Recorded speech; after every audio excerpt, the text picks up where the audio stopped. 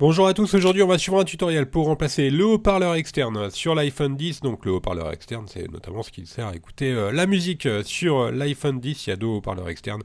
Là c'est celui du bas qui est juste à côté du connecteur de charge.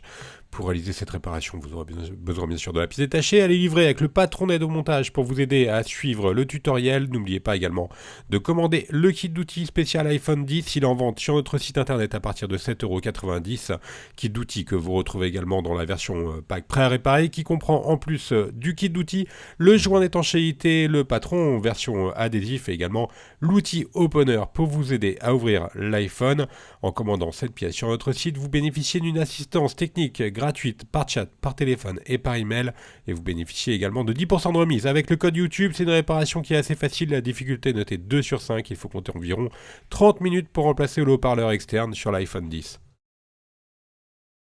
Pour être sûr de bien avoir un iPhone 10, vous pouvez vous rendre dans les réglages et votre numéro de modèle doit correspondre à A1865 ou A1901.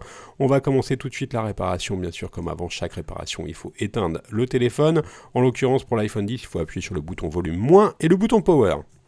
Dans cette première étape, on va ouvrir l'iPhone 10. On va commencer par enlever les deux vis Pentalobe, donc qui sont en forme d'étoile, qui sont à droite et à gauche du connecteur de charge, et elles sont maintenues par les vis A1 et A2. Donc n'oubliez pas de bien repositionner les vis sur le patron d'aide au montage qui est fourni avec la commande, parce que vous allez voir, chaque vis est différente sur l'iPhone 10 quasiment, et il ne faut surtout pas les intervertir.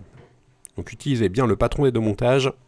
Ensuite, on va devoir chauffer tout le contour du téléphone, soit avec un sèche-cheveux ou avec un décapeur thermique. Alors vous n'êtes pas obligé de chauffer, mais vous allez voir, ça va être quand même plus facile d'ouvrir le téléphone en chauffant légèrement le contour de l'iPhone 10.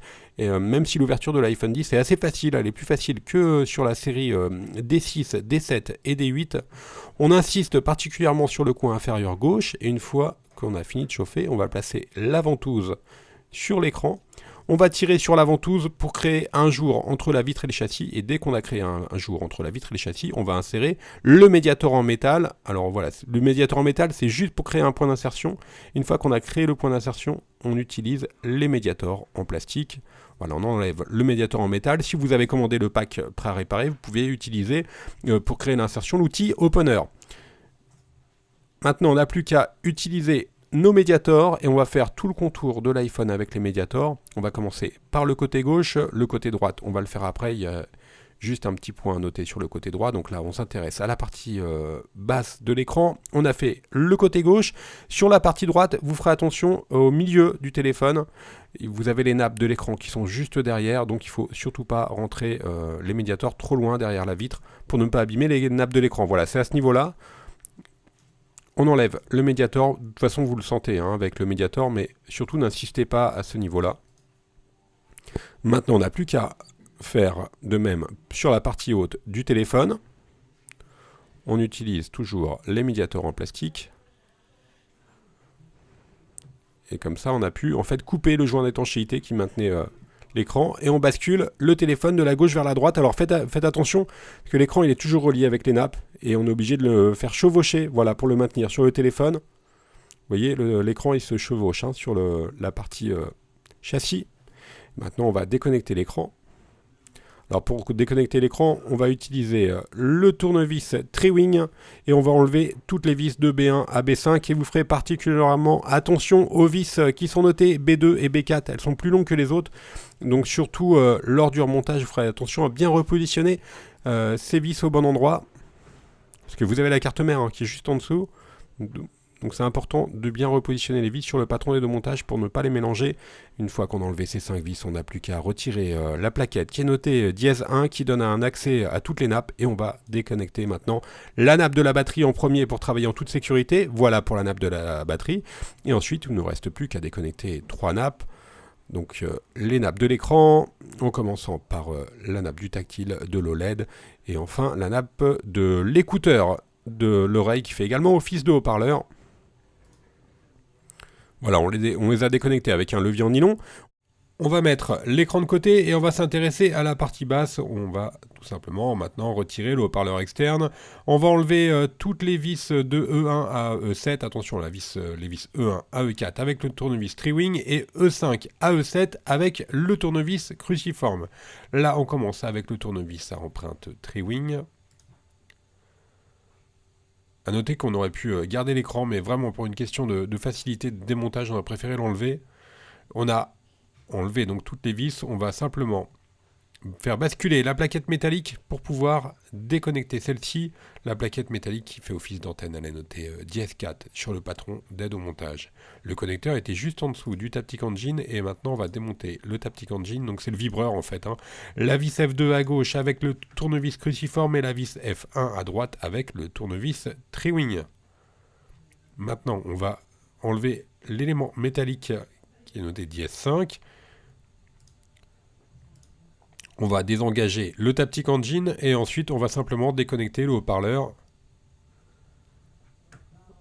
Et on n'a plus qu'à faire levier avec la spatule en nylon pour décoller et retirer le haut-parleur externe. Alors celui-ci est légèrement collé avec un joint d'étanchéité sur le châssis, joint d'étanchéité que vous pouvez récupérer pour mettre sur le nouveau haut-parleur. On va donc passer maintenant directement à la partie remontage.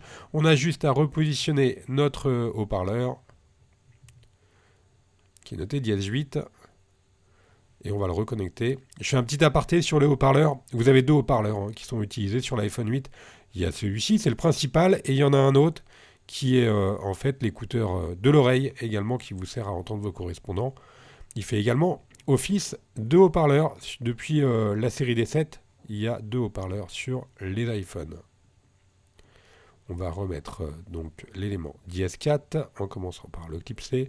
Auparavant, on avait reconnecté le haut-parleur. On remet l'élément métallique dièse 4 et on va le revisser avec, en commençant par la vis F2 et ensuite toutes les vis E. Attention, cruciforme et Triwing. Voilà pour les dernières Triwing.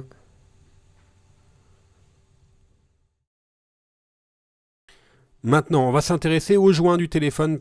Évidemment, lorsque vous avez ouvert votre téléphone, vous avez abîmé les joints qui maintenaient l'écran au châssis du téléphone. Donc là, ce que l'on va faire, c'est qu'on va enlever complètement les joints qui restaient pour pouvoir positionner les nouveaux joints. Alors, c'est facultatif, vous n'êtes pas obligé de remettre des joints. Vous pouvez conserver les joints d'origine, mais il est préférable de les changer si vous voulez conserver l'étanchéité du téléphone. Donc, on réapplique le joint avec le patron.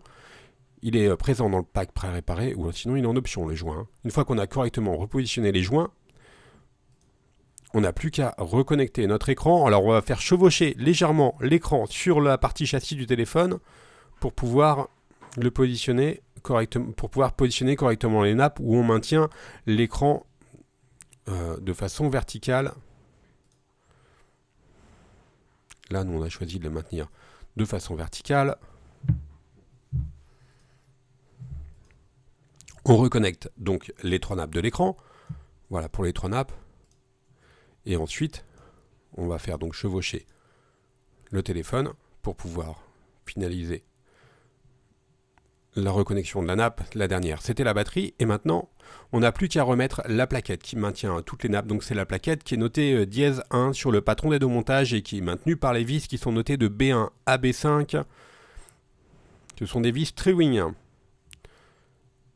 Faites bien attention à bien repositionner les bonnes vis au bon endroit. Si vous avez un doute, il vaut mieux, à la limite, ne pas les mettre plutôt que de mettre les mauvaises vis au mauvais endroit. Parce que vous avez la carte mère qui est juste en dessous. Et surtout, il ne faut pas insister. Si vous voyez que la vis ne rentre pas, c'est qu'elle n'est pas au bon emplacement. On n'a plus maintenant qu'à reclipser l'écran. L'écran, il se reclipse très facilement.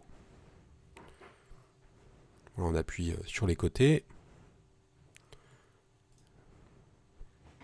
Voilà, tout est OK. Normalement, il ne vous reste plus que deux vis. Ce sont les vis Pentalobe. Elles sont notées A1 et A2 sur le patron des deux montages. Donc on remet les deux vis Pentalobe qui sont assez longues. À droite et à gauche du connecteur de charge. Voilà, la réparation est presque terminée. Elle est terminée maintenant, on n'a plus qu'à rallumer le téléphone. Tout est OK. On va faire un petit récapitulatif des produits que l'on a utilisés pour réaliser cette réparation, en commençant bien sûr par le bloc haut-parleur externe. Il est vendu sur notre site internet. Il sera livré avec le patron d'aide au montage pour vous aider à bien repositionner les vis. N'oubliez pas également le kit d'outils ou le pack prêt à réparer. Et n'oubliez pas que l'on reste joignable par mail, par chat et encore par téléphone et que vous bénéficiez de 10% de remise avec le code YouTube. Je vous remercie d'avoir suivi ce tutoriel et à bientôt pour de nouveaux tutoriels.